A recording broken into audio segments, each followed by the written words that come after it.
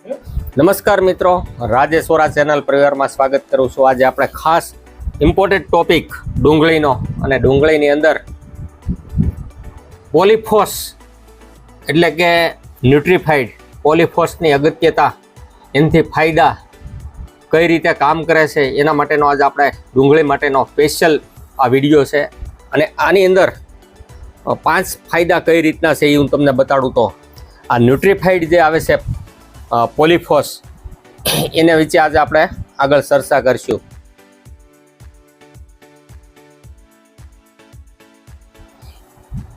Number 1, પોષક તત્વો આપશે। એમાં પોલીફોસમાં પોટેશિયમ અને ફોસ્ફરસ બંને તત્વો હોય છે, જે ડુંગળીના વિકાસ માટે અત્યંત મહત્વના છે।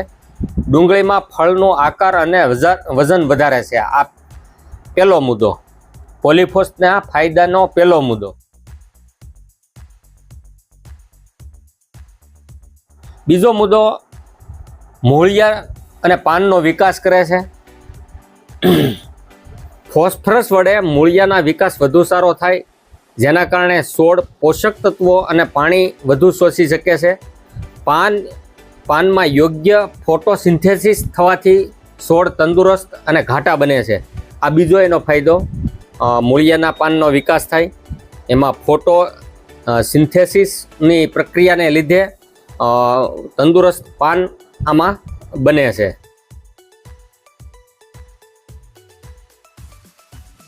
હવે એનો ત્રીજા ફાયદાની જો વાત કરું તો ફળના ઉત્પાદન અને ગુણવત્તામાં વધારો થાય છે। ન્યુટ્રીફાઈડથી ફળના ઉત્પાદન અને ગુણવત્તામાં વધારો થાય છે। પોલીફોસનું છંટકાવ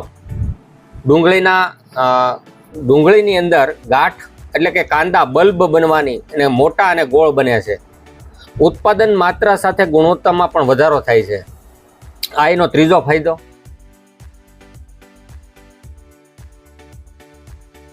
ચોથા ફાયદાની જો વાત કરું તો વાતાવરણ ઇફેક્ટ કરે છે, જે તણાવ અને સહનશીલતા બાબતમાં, એમાં જળ તણાવ હોય કે ઉચ્ચ તાપમાનના તણાવને લીધે સહનશીલ બનાવે છે। આનો જો છંટકાવ થઈ ગયો હોય તો એ બે રીતે સહનશીલતામાં વધારો કરે છે। ડુંગળીના પાંદડાની તેજી અને લીલોતરી જાળવી રાખે છે લોંગ ટાઈમ સુધી। આ ચોથો મુદ્દો છે। એનો પાંચમો મુદ્દાની જો વાત કરું તો રોગ પ્રતિકારક શક્તિમાં જબરદસ્ત વધારો કરે છે। એટલે કે રોગ પ્રતિકારક ક્ષમતા વધે તો ફૂગજન્ય અને અન્ય રોગથી પણ એમાં બચાવ કરે છે। ખાસ મુદ્દો ટોપિક, ડુંગળીની અંદર જ્યારે આની સાથે કઈ વસ્તુ નાખવાથી વધારે સારું આપણને રિઝલ્ટ, લોંગ ટાઈમ સુધી તંદુરસ્ત છોડ રહે, એના માટેનો હું સજેસ્ટ કરું છું ન્યુટ્રીફાઈડ, પ્રીવી કંપનીનું ન્યુટ્રીફાઈડ જે આવે છે એ આ રીતનું પેકિંગ આવે છે એનું। હવે આની અંદર જો વાત કરું તો બે મુખ્ય તત્વ જે છે એ પોટેશિયમ અને ફોસ્ફરસ બંને તત્વ છે।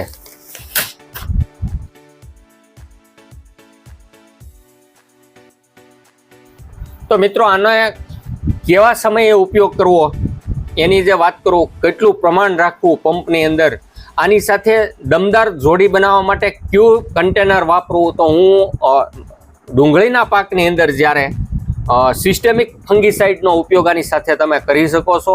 સિસ્ટેમિક ફંગીસાઇડ વત્તા ન્યુટ્રીફાઈડના એટલા બધા જબરદસ્ત રિઝલ્ટ મળેલા છે। આગળના સમયની અંદર ગુજરાતમાં ઘણા ખેડૂતોએ ડુંગળીના વધુ ઉત્પાદન અને વધુ સારું ડુંગળી તંદુરસ્ત રહી એના માટે ઘણા ગુજરાતના ખેડૂતોએ એનો ઉપયોગ કરેલો હતો, અને એ ઉપયોગથી ઘણા ખેડૂતોને મોટા ફાયદા થયેલા છે। જેથી કરીને એવા લોકોને સિસ્ટેમિક ફંગીસાઇડના બહુ ઓછા ઉપયોગ કરવા પડ્યા। એટલે કે ફૂગજન્ય રોગ, આપણે ડુંગળીની અંદર ખાસ ફૂગજન્ય રોગથી બચવા, એમાં જે હુકારો આવે છે કે જલેબી જેવી થઈ જાય છે, એના માટે બચવા માટે સિંગલ ડોઝથી આપણે વધુ સારું ઉત્પાદન લેવા માટે હવે આની સાથે જે આ જોડી બનાવવાની વાત આવે છે તો એ સિસ્ટેમિક ફંગીસાઇડની આવે। અને સિસ્ટેમિક ફંગીસાઇડની અંદર તો મિત્રો આની અંદર એઝોસ્ટ્રોબિન 4.8 વત્તા ક્લોરોથ્રોઇલ 40% જેનું દ્રાવણ પંપની અંદર આપણે જે પ્રમાણથી રાખવી છે એ જ પ્રમાણથી આને એમાં તમે એડ કરી શકો। જ્યારે ન્યુટ્રીફાઈડની વાત આવે ત્યારે એનું પ્રમાણ 1 15 લીટર પંપની અંદર જ્યારે વાપરવાની વાત હોય ત્યારે 2 ગ્રામ પ્રતિ લીટર એટલે કે ફક્ત 30 ગ્રામ એક પંપની અંદર ફક્ત 30 ગ્રામ નાખવાથી લોંગ ટાઈમ સુધીનું રિઝલ્ટ આ ન્યુટ્રીફાઇટનું મળશે. સાથે તમે કોઈ પણ સારી કંપનીનું એઝોસ્ટ્રોબિન જે મેં વાત કરી સિસ્ટેમિક ફંગીસાઇડની એ તમે ગ્રોવેરો છે, સારી કંપની ઇફકોની છે, એ તમે લઈ શકો છો. આ રીતે ગુજરાતમાં ડુંગળીનું વાવેતર પુષ્કળ પ્રમાણમાં થવા જઈ રહ્યું છે. તો આની અંદર આવી રીતે છંટકાવ કરવાથી આપણી ડુંગળી વધુ ઉત્પાદન લે, બલ્બ મોટા બને, વજનદાર થાય, એના માટે ન્યુટ્રીફાઇટના સજેસ્ટ કરું તો કેટલા દિવસે એનો સ્પ્રે કરી શકાય. તો મિત્રો, ડુંગળીના શરૂઆતના સ્ટેજની અંદર જ્યારે પૂરતી ખાતરની વાત આવે ત્યારે નાઇટ્રોજન એટલે કે યુરિયા 20 થી 25 કિલોગ્રામ હેક્ટરે 25 થી 30 દિવસના અંતરે એને આપવું. સાથે સાથે જ્યારે બલ્બનો વિકાસ કરવા માટે, ગાંઠું મોટી કરવા માટે એનો વિડીયો અમે આની પછીના નેક્સ્ટ વિડીયોમાં અમે મૂકશું. મિત્રો, ન્યુટ્રીફાઇડને જ્યારે વાપરવાની હોય ત્યારે સાવધાનીની જો વાત આવે તો સાવધાનીમાં સ્પ્રે સમયે ગરમ વાતાવરણ અથવા તો ગરમ પવન અથવા વધુ તાપમાન ન હોય ત્યારના તેવા સંજોગોની અંદર જો આને સ્પ્રે કરવામાં આવે તો વધુ હિતાવહ રહેશે. મિશ્રણને સારા પ્રમાણે તૈયાર કરવું એટલે કે આનું ઘોલ બનાવીને અને વ્યવસ્થિત સ્પ્રે આનો કરવો. તો મિત્રો, ડુંગળીનો સ્પ્રે કરવાનો યોગ્ય સમયની જો વાત કરું તો 40 થી 45 દિવસે ન્યુટ્રીફાઇડ પાનના વિકાસ અને ઝાડની તંદુરસ્તી માટે પ્રથમ સ્પ્રે કરવો. 60 થી 65 દિવસમાં બલ્બનો વિકાસ કરવા માટે, મજબૂતાઈ માટે બીજો સ્પ્રે કરવો. અને 85 થી 90 દિવસ ફૂલ સ્ટેજ ઉપર જ્યારે હોય ત્યારે તંદુરસ્ત બલ્બ માટે ત્રીજો સ્પ્રે આનાથી કરવાથી વધુ ઉત્પાદન લઈ શકાય છે. તો મિત્રો, મારી સૌને સલાહ છે કે જો ડુંગળીના પાકની અંદર તમારે કોઈ પણ પ્રશ્ન હોય તો કમેન્ટમાં તમે અમને જણાવજો. અમે તમને એના માટેનું પૂરું માર્ગદર્શન એ કમેન્ટ દ્વારા જ તમને અમે આપશું, જેથી કરીને તમે ખેડૂતોમાં અંદર ગ્રુપ હોય, ખેડૂત ગ્રુપ હોય, એને આ ચેનલને શેર કરજો, ફોરવર્ડ કરજો, કમેન્ટ પણ કરજો.